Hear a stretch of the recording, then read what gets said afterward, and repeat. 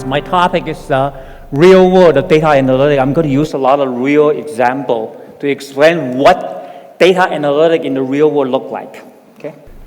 So I quote some word from SAS, the one of the very, very long established company. Data analytics examine data to uncover hidden pattern, correlation, and other insights. It's much more efficient than traditional business intelligence due to the quantum jump of machine power. Today, we can do so much computing in such a short time.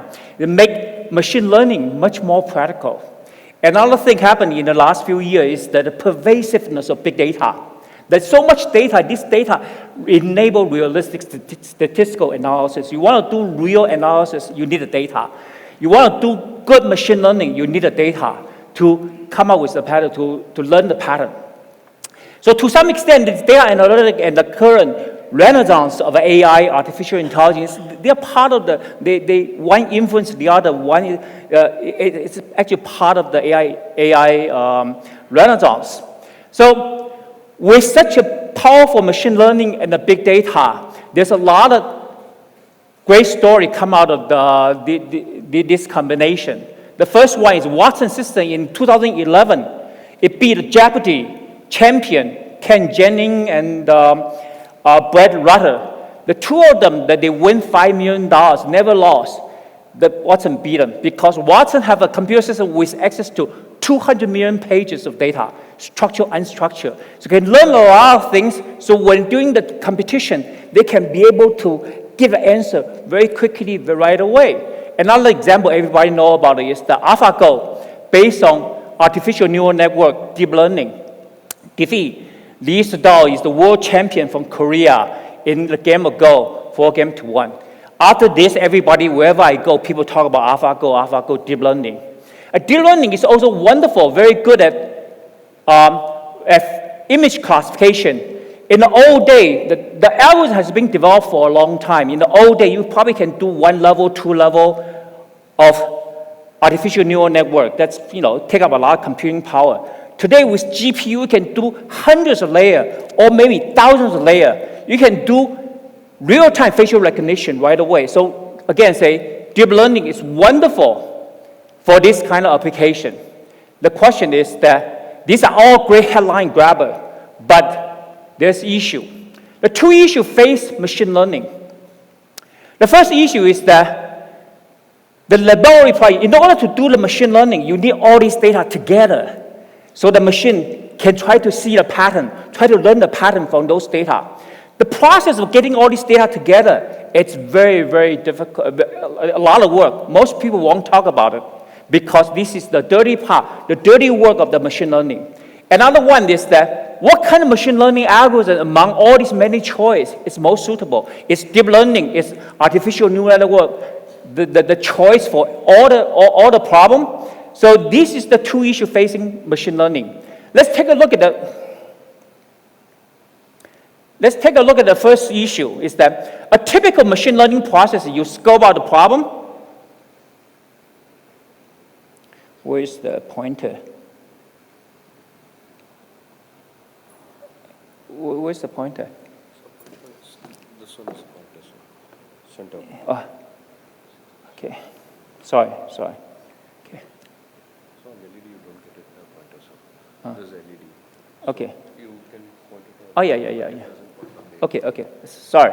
So you scope out the problem, then you have to get the data, clean the data, extract the data, load the data into some data warehouse, and then you finally do the sexy part, which is the actual applied machine learning to try to extract the pattern, data analytics. And then after you get the result, then you try to interpret the result. If the result is not what you're looking for, or you don't get the kind of pattern you want, you go back and start the process, get more data, get different dimension, get different feature, and then build another data warehouse in order to go through this process. This whole process, especially this part, consumes a lot of effort, a lot of time. And this is the part that most people don't talk about it.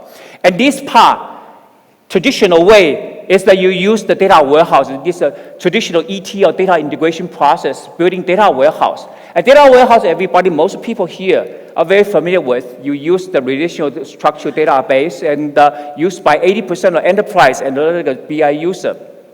The problem with this is that it's very expensive to build. After you build it, it's very difficult to change and fix data analytics, rigid and slow. If any time that you want to go back to add more data or change some data, it's going to cost a lot. And these have a significant consequence in many of the real world projects. One of the greater examples, my exhibit one, case one, is the expensive proposition, the Watson MD Anderson. MD Anderson is the most advanced cancer research center in the US, part of the University of Texas, Austin. They probably also is the world's biggest, the most advanced cancer research center. About 5 years ago, the IBM Watson make a proposal to develop something, oncology expert advisor for cancer treatment. Basically is that spend 5 years and $62 million. Basically, they want to take all these patient data, use machine learning on the patient electronic medical record to learn the ultimate treatment strategy for individual patient. Now, many times, when you have a cancer, you go to the doctor, oncologist. What the oncologist says, you pull out the NCI protocol. There's 10, 20 different kind of protocol, different medicine, different dosage, different regimen. And then the doctor will say, well, let's try this first. And if this doesn't work, we try the next one. By the time you try the second one, you die of side effect. Most of cancer patients that die of side effect not from cancer itself, because a good doctor means that a good doctor has seen enough patients. So when you come and you say, yeah, for your situation, probably the best is try this protocol. So what this project is supposed to do is that to learn from the electronic medical record of all these patients from MD Anderson and try to mimic, see if they can draw a pattern for this kind of patient, this kind of background, this kind of disease, these kind of things. What kind of treatment protocol works best for this patient?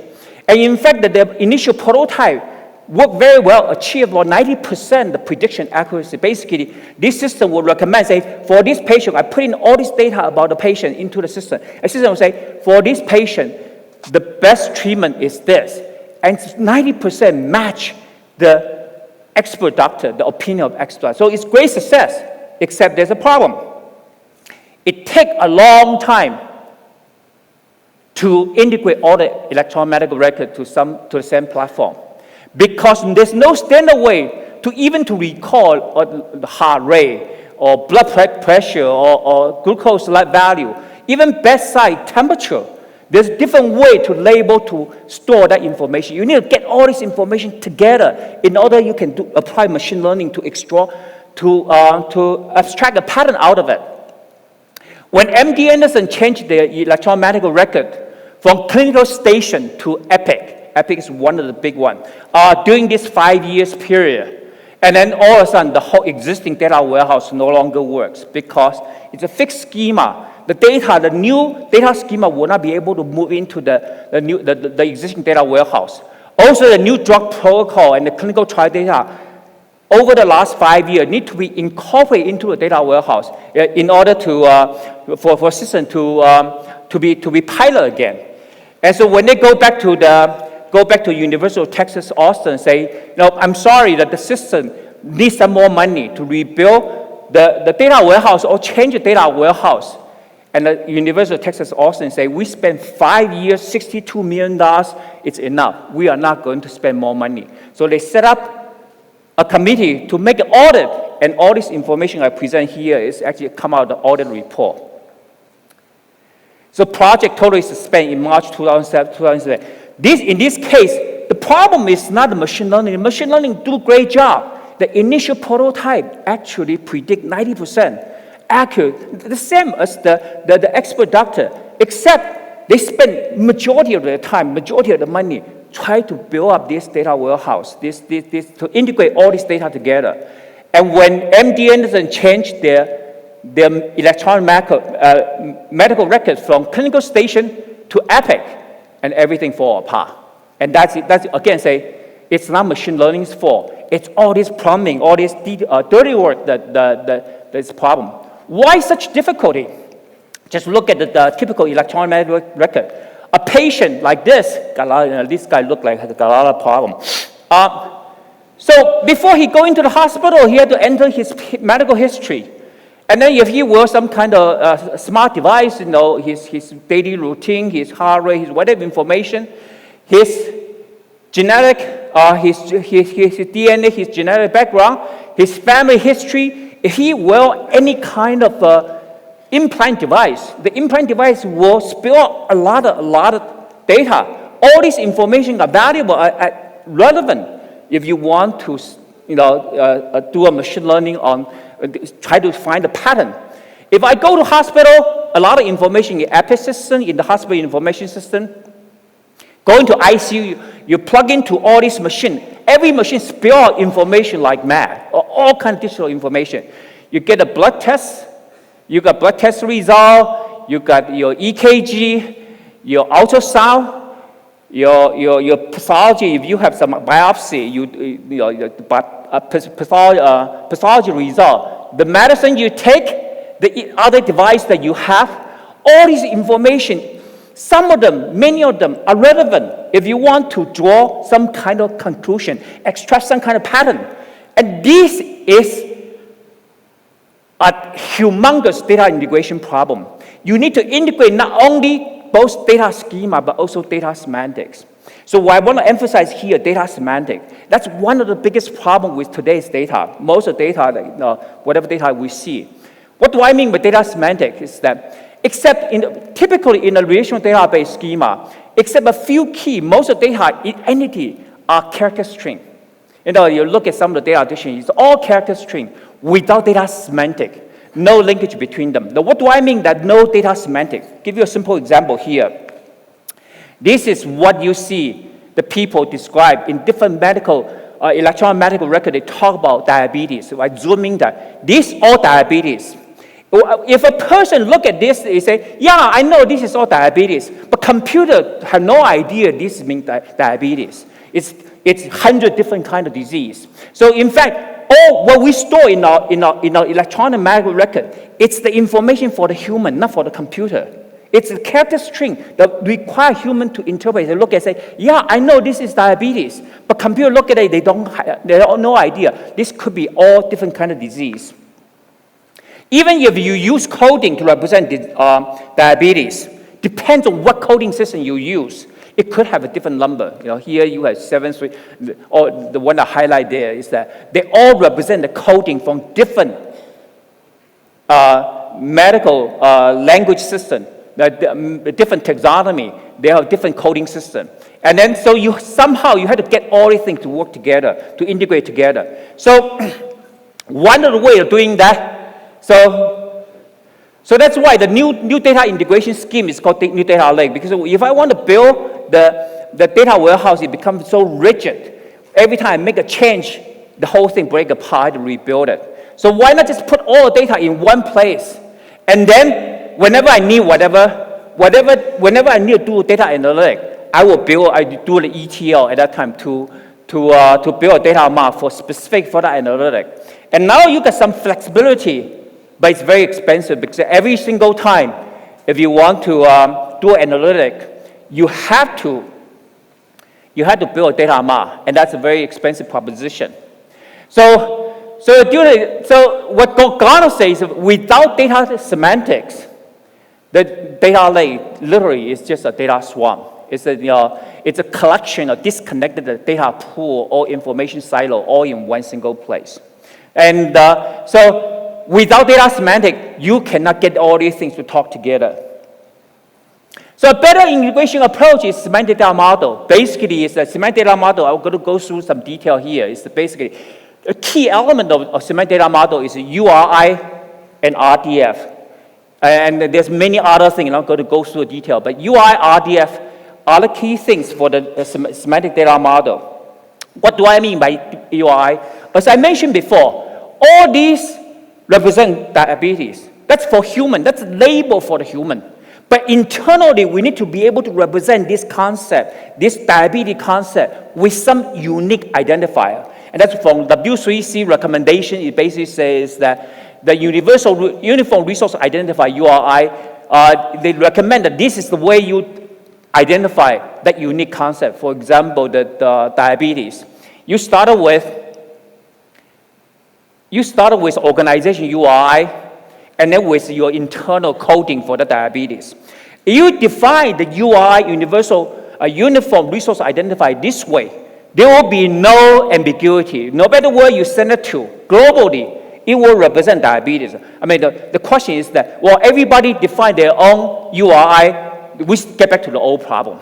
The nice thing is that over time, there will be de facto URI show up. For example, if I'm doing life science research or doing medical research, I'm going to use the URI come out of the National Institute of Health, so I can plug into all the knowledge they have built up in there. I don't want to create my own URI. Over time, they will be de facto. And true enough, after the last 5-10 years, there's a set of de facto URI everybody follow. And slowly, everybody will converge to certain representation. And that represents a unique concept. Now, we have something called UI to represent diabetes. All the other thing is just a label. You can have 100 label, 200 label, doesn't matter, for different languages, no problem. That's just label for this concept. Now we can uniquely define the concept, then we can start building the ontology. You heard about ontology, basically is all the property, all the attribute, all the relationship between all these unique concepts. Then we can start building, because now there's no ambiguity.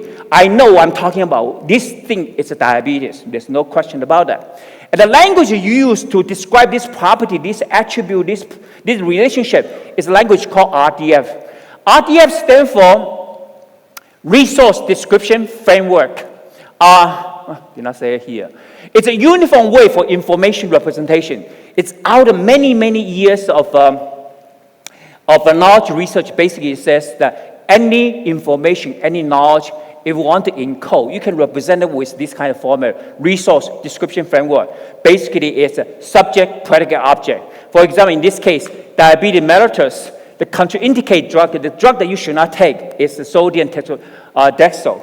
And then sodium dextrose, it's a mechanism of action is sclerosing activity. The reason you have diabetes, you should not take this drug is because it will harden your blood vessel. And since we use UI for sodium dextrose, these two triple will connect together. It will automatically connect together.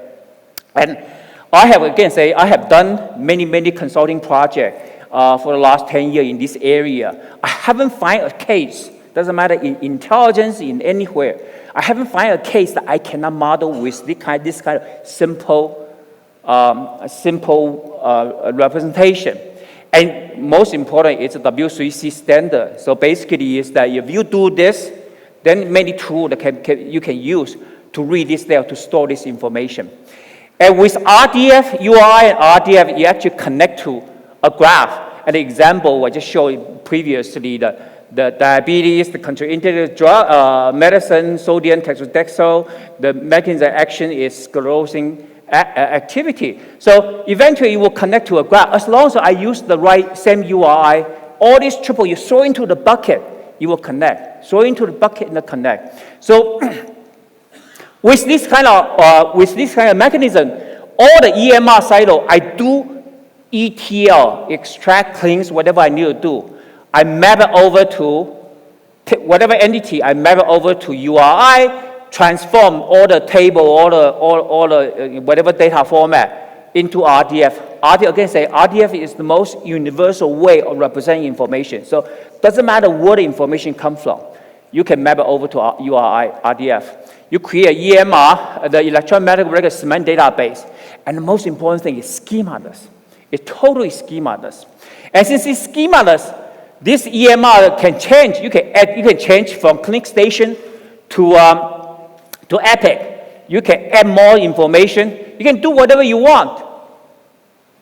And no need to change this semantic database, because you just need to add things to it. And since there's no schema, it's very flexible. Anything you can put in there. With this kind of algorithm, with this kind of approach, you do one-time ETL, You put everything in the semantic database, and then after that, every time you want to do analytic, you can just go there and extract the pattern, extract the feature, extract the dimension, create a table, fit into a machine learning algorithm. You'll give you some result. And if you don't like the result, you look at the result, you go back, you don't have to do any more ETL. You just write another query to extract the feature and dimension. And then you can do another analysis.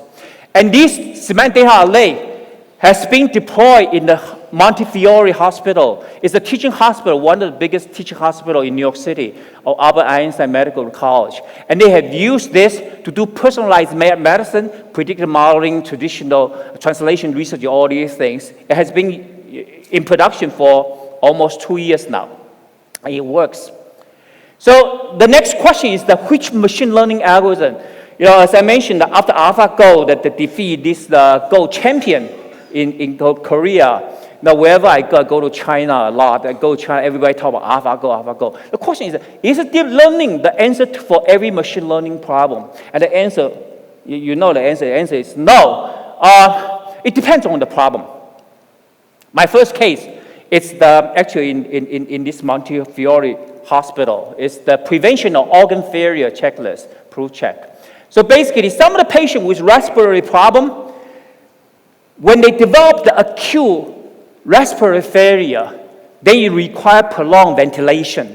And a lot of times it also causes organ failure. And so most doctors, when you have a respiratory problem, you go into hospital, the doctor, especially in the US, the doctor is afraid of being sued. Why don't you do something before I have organ failure? And so doctor will automatically, when you come in, you will do intubation right away.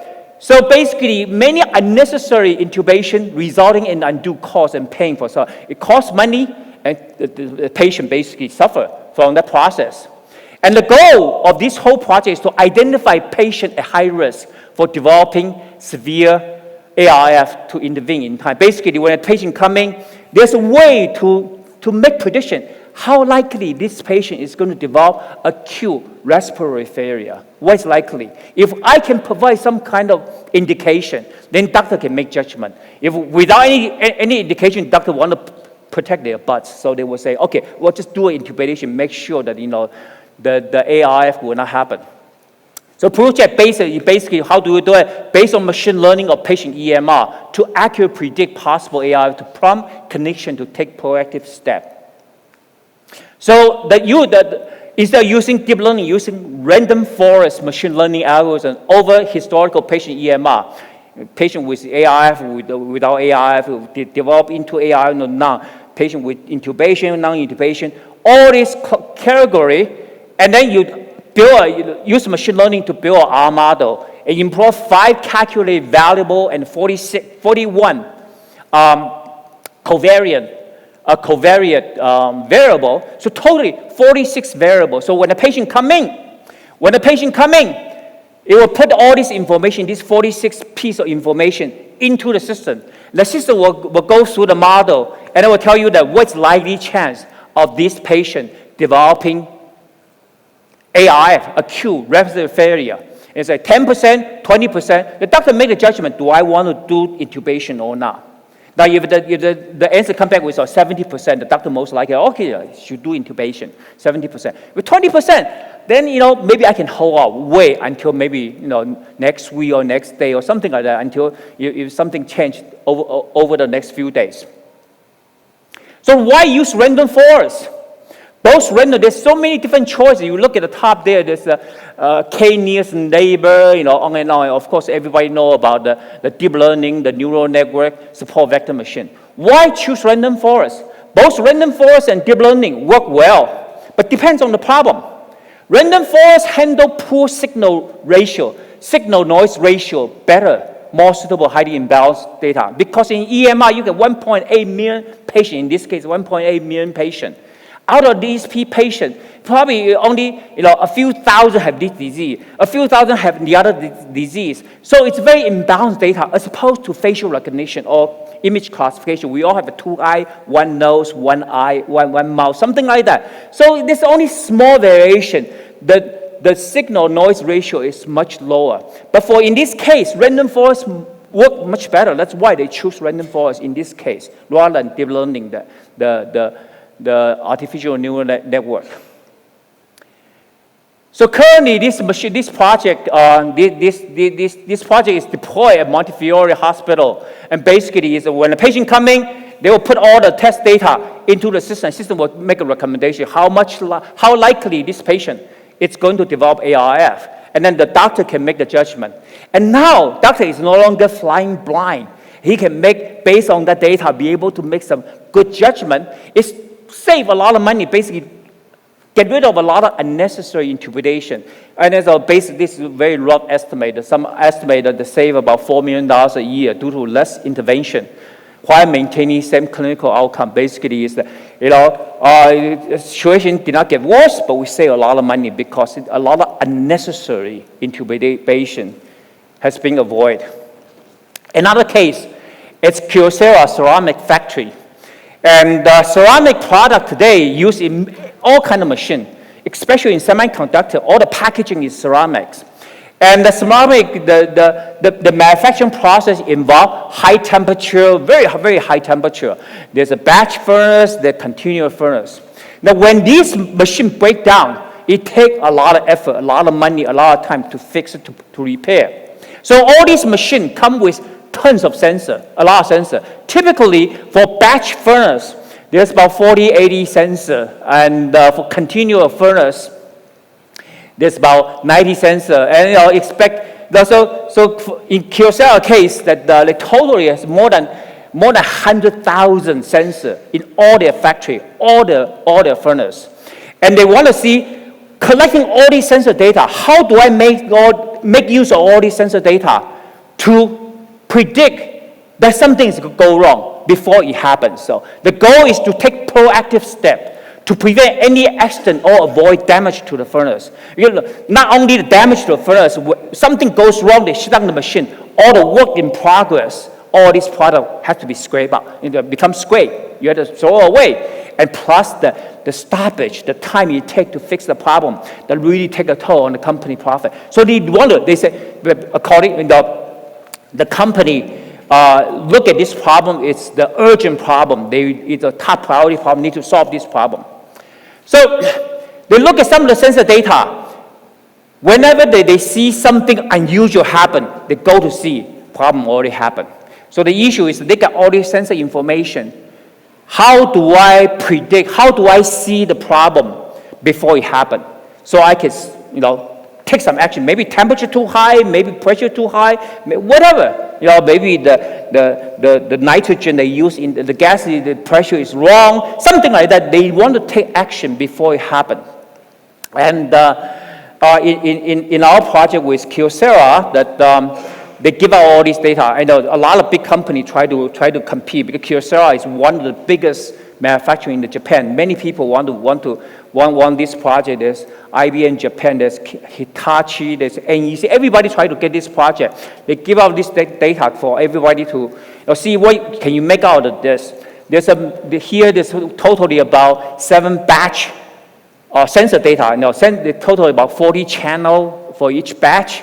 40 channel data coming through, and then try to see if you can build a model to make prediction. So in our case, that we take one of the normal operation. The normal operation is this one. The normal, the 03A. We take that normal operation, the sensor data. We try to use machine learning to build a model, and hopefully, after we build a model, we put all the other test data into this model. You will be able to predict something is going to go wrong.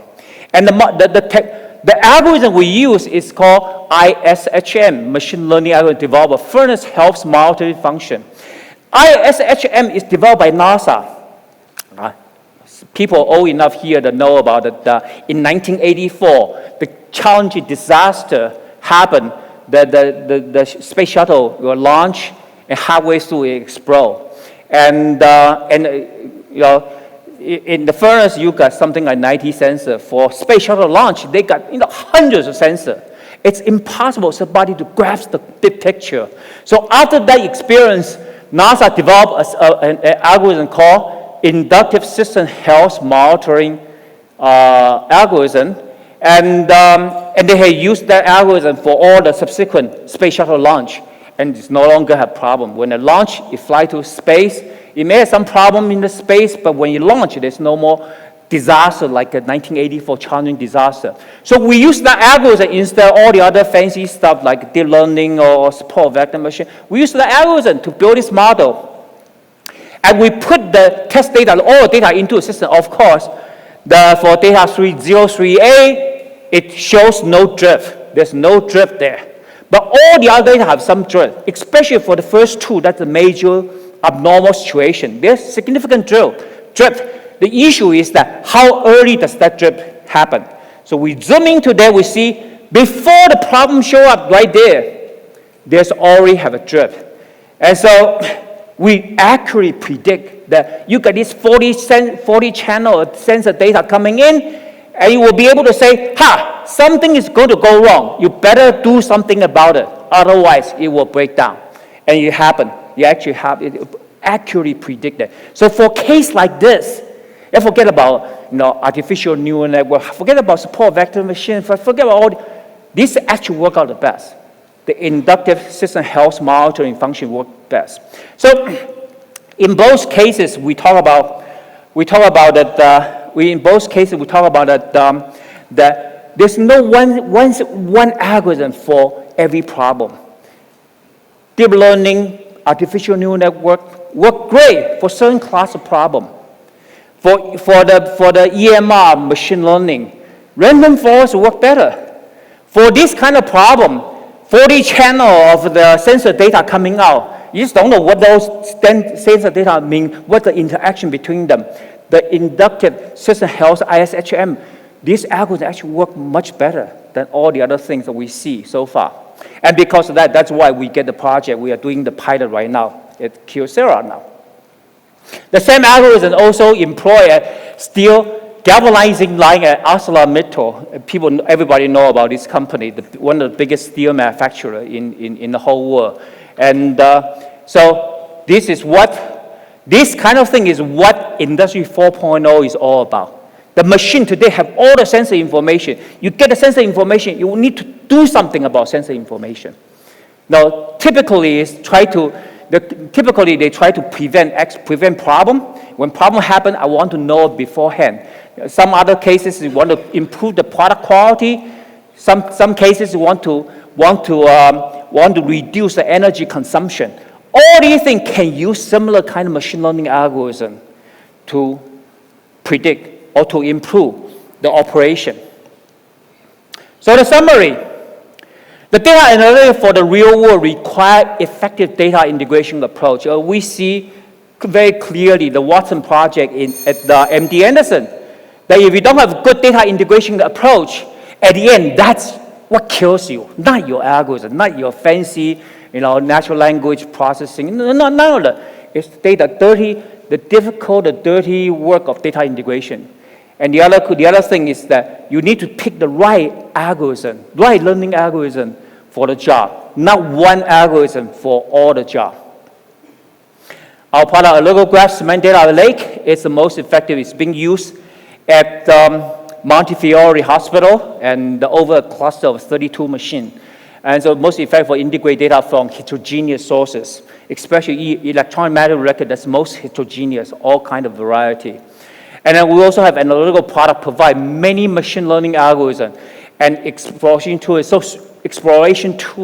suitable for most real-world application. So again, it's not one algorithm for everything. And this is data science beyond the sandbox. So before I finish, I want to say something about our company. Our Franz company has been around for 34 years. We are the AI company already. Almost all the AI research use our platform. And now we focus on building this semantic database, doing some of these things that we'll talk about today.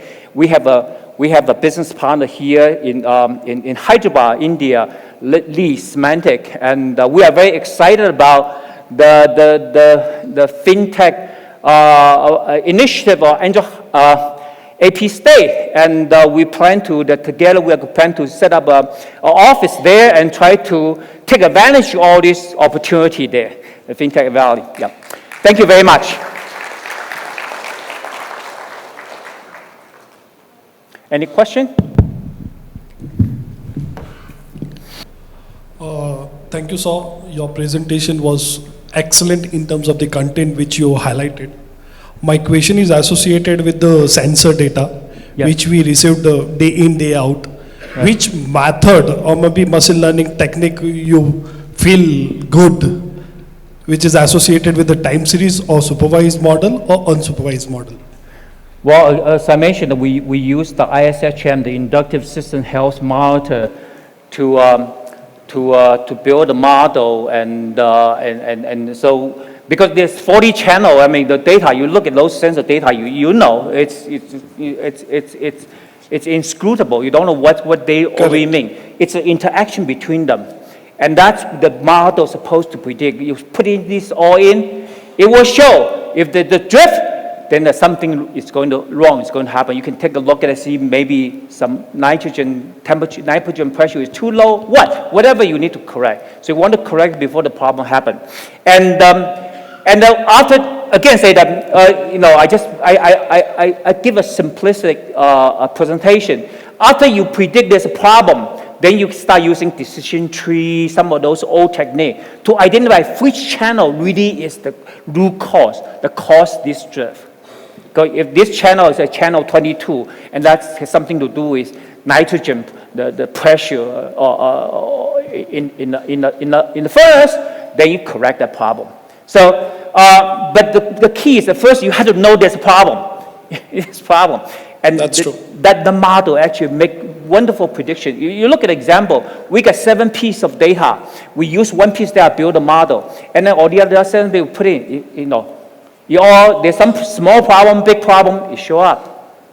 It worked well. Thank you. Yeah. Dr. Yu, excellent presentation. Particularly India has got 1.3 billion population. We have a lot of complex data. I think definitely your algorithms are going to help the government of India as well as the governments of like Andhra Pradesh. And thank you for making a statement that you're going to start your operations in FinTech Valley, Vizag. Welcome to FinTech Valley. We got an inside track. Got to take advantage of that, right? Timing is right. And I know Jay Chowdhury since 14 years ago, 2003. He is the guy that really never lost his enthusiasm for the state. He want to do something, make something happen. And I want to help. I want to not help you. I want to take advantage of you. And do something with my partner there, the lead semantic. Any more question? No more question?